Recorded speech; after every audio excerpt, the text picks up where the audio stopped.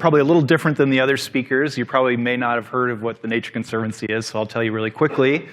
We're a huge global organization. We're about 6,000 employees, 70 countries, and our mission is a small one. It's to conserve the lands and waters in which all life depends. So the Nature Conservancy historically, we're about 50 years old, is operated as a land trust. So maybe in your local area, you're familiar with folks that actually go out and buy land to protect the biodiversity or ecosystem values that are there.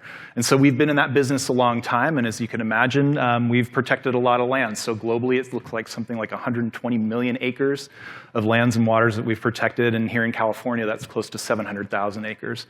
And just to put that in context, California is 100 million acres, so we're talking about, something about the size of California that this organization has worked to protect. And then just like quickly about me, I thought this was a more fun picture than just my typical corporate headshot, but I'm a quantitative geographer by training. That means that I've spent a lot of my career turning pixels from, say, landside imagery or satellites and drones into information and data and sort of actionable insights. And so because I'm at the Nature Conservancy, this is me out there in nature doing what I like to do best, which is spend time on the water. And then just in terms of our history, a lot of our technology looked like this over many decades. So what you're looking at on the left is essentially an optimization map that says if we could go out there and protect all of these places that are in these green blobs, we'd be doing really well to represent biodiversity in the state of California. And that's done through a process using something that you may be familiar with, geographic information systems, where you've got multiple layers of data that you can combine in pretty novel ways to get at what is the sort of optimal landscape you're looking to protect.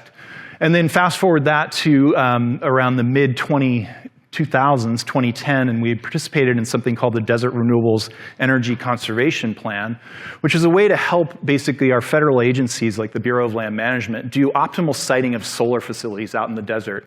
And optimal in the sense that we didn't want to destroy a bunch of habitats, so we could really give the kind of go zones, these are the places that we think would be great for solar development, meet our sort of renewables goals, but also not tear up a bunch of habitat in the process. So we've kind of parlayed these skills and sort of spatial planning into some of these bigger processes, and this is a product and a process that's scaled all across the western United States through sort of what we call energy by design or doing renewables planning by design.